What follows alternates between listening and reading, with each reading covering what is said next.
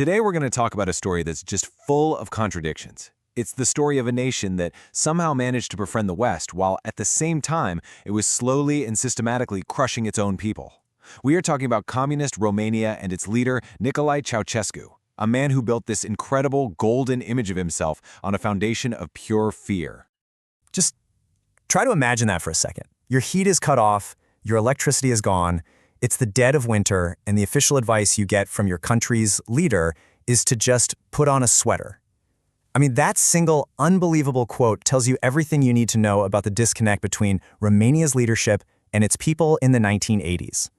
So the question is, how on earth did it get this bad? How did a country that was once seen as this independent hero of the Eastern Bloc fall into such a deep state of misery?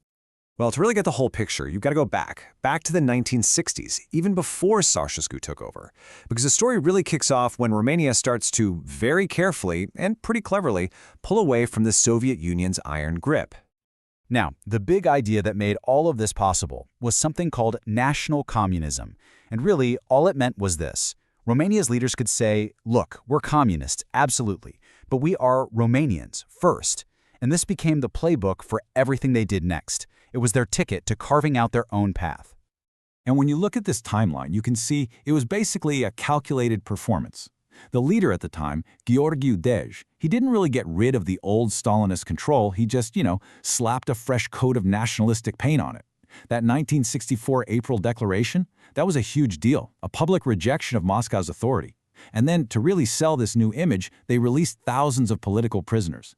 It was a PR move designed to create this illusion of opening up, both for the world and for their own people. And then, boom, 1965. Everything changes. Gheorghe Dej dies, and that leaves a massive power vacuum. And stepping right into that void is the man who would come to define Romania for the next 25 years, Nicolae Ceaușescu. Ceaușescu wasn't even his predecessor's first choice, but this guy was ambitious, and man was he shrewd. He moved fast, got the party elites on his side by basically promising not to rock the boat for them, and then he started building his own legend.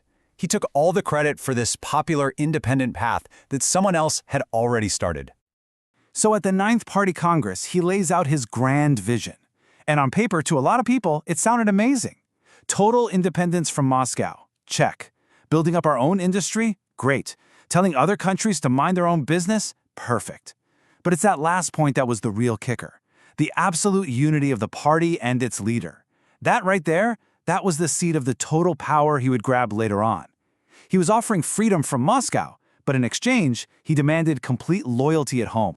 And for a while, it worked like a charm. This time became known as a kind of golden age. The West loved him as this maverick leader, and his own people saw him as the guy who's bringing progress and a better life. I mean, look at this list. Leaders of the free world. From France's Charles de Gaulle to American presidents like Nixon and Ford, they were all lining up to visit Bucharest. See, during the Cold War, a communist leader who was willing to thumb his nose at the Soviets was an incredibly valuable strategic asset.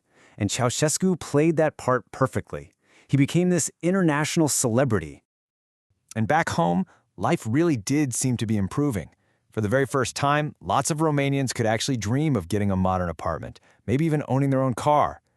There was this brief moment, this cultural thaw, where you could find Western books and movies. It created this genuine feeling that things were moving forward, that the future was bright. And this was his masterpiece. In 1968, when Soviet tanks rolled into Prague to crush the democratic reforms of the Prague Spring, Ceaușescu went on television and publicly condemned the invasion. The whole world saw a brave hero defending national sovereignty.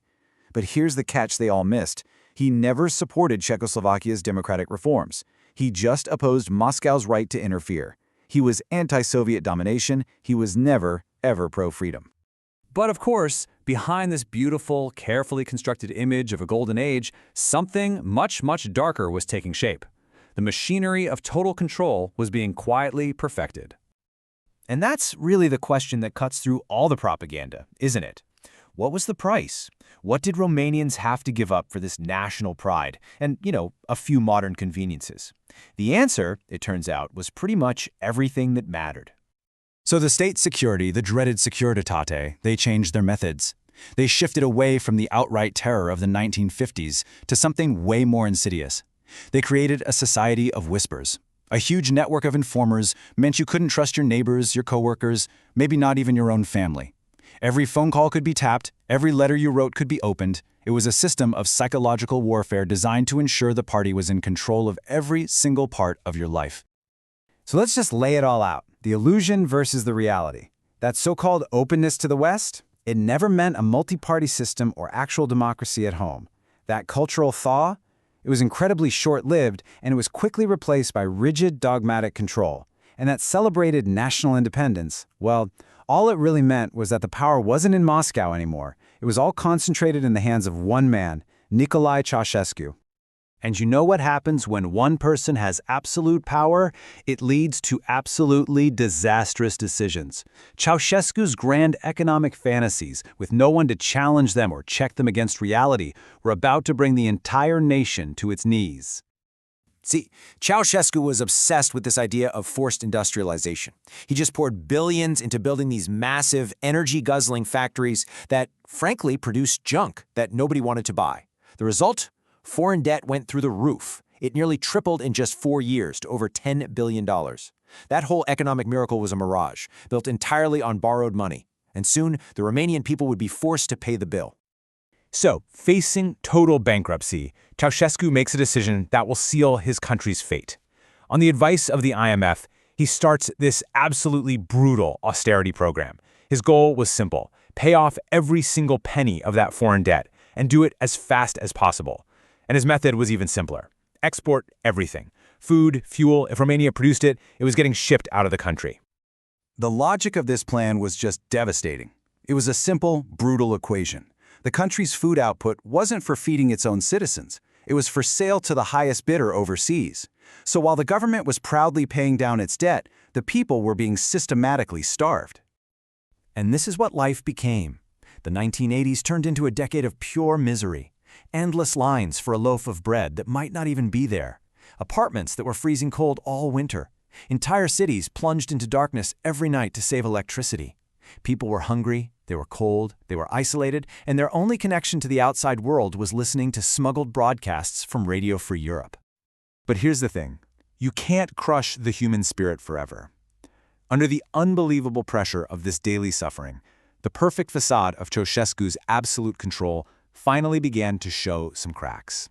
For so long, the regime had managed to squash any kind of dissent. But in 1977, coal miners actually went on strike, a direct challenge to the so-called worker state. Then, 10 years later, in the city of Brașov, factory workers, furious about wage cuts, marched on the city center. They chanted, "Down with Ceaușescu," and they tore down and destroyed his official portrait. I mean, these were incredible acts of bravery, showing that desperation was finally starting to conquer fear.